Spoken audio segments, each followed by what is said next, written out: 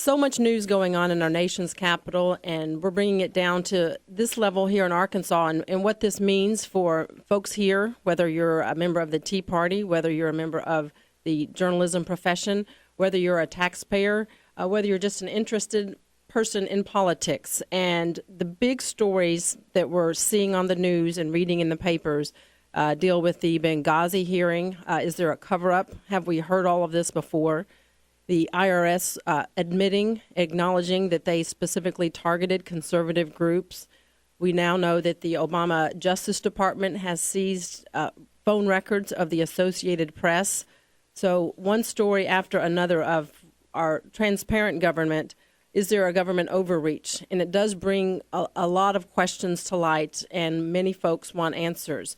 And here to talk about that, one aspect of that are two members of the media here in Arkansas. Max Brantley, he's the Arkansas Times senior editor. Max, good morning.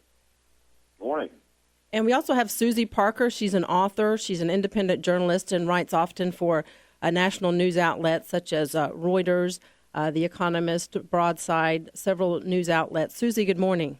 Good morning. I appreciate both of you joining me this morning. One story that has come out that has caught my attention and is really getting some conversation online and in news outlets is CBS anchor Scott Pelley recently received the Fred Friendly Award, and we're all familiar with that, a journalist award at Quinnipiac University.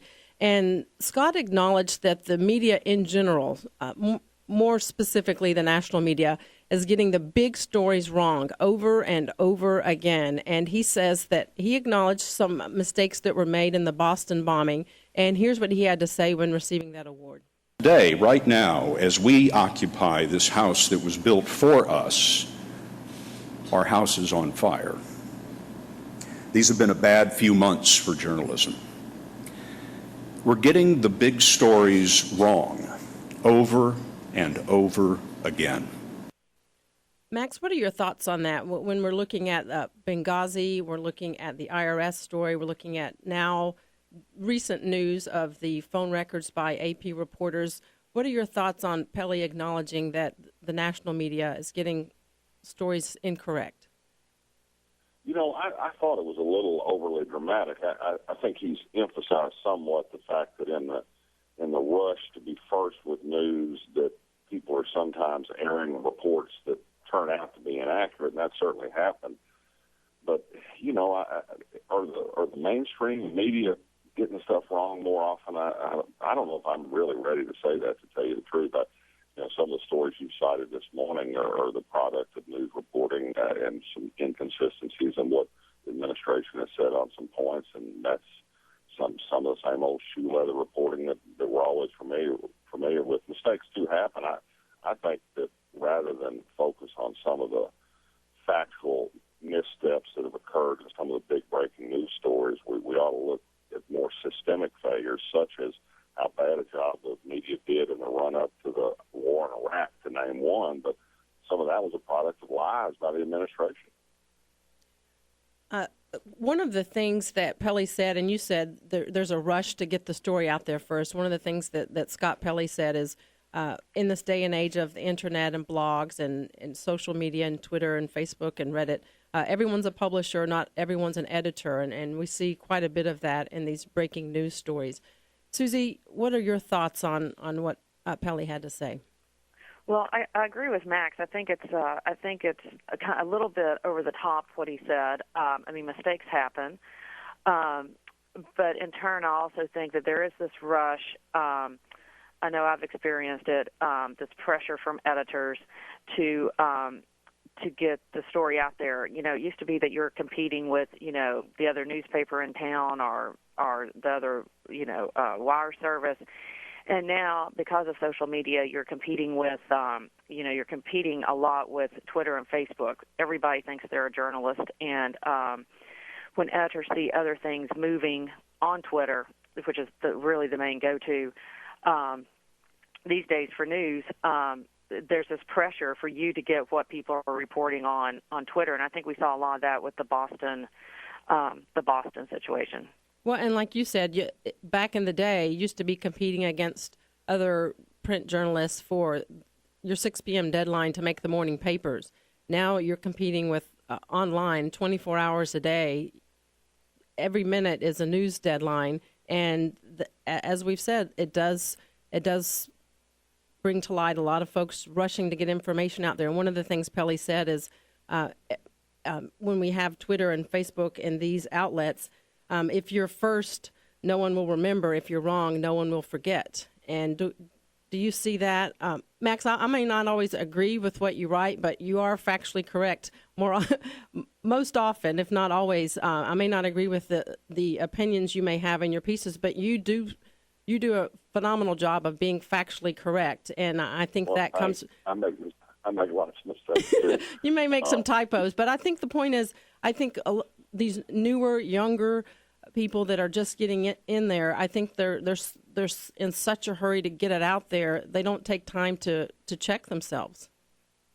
Well, there's no doubt that's happening, and I think where you see it happen a lot, and Scott Pelley, I think one of the cases he talked about referred to, these developing crime stories, these sensational multiple killings where there's an incredible thirst for information, and there are sometimes rushes to add up facts that are present to get the conclusion that isn't yet justified. That it's the nature of a shooter, for example, are they associated with a radical group, or are they just a mentally disturbed person, to name one instance that's happened.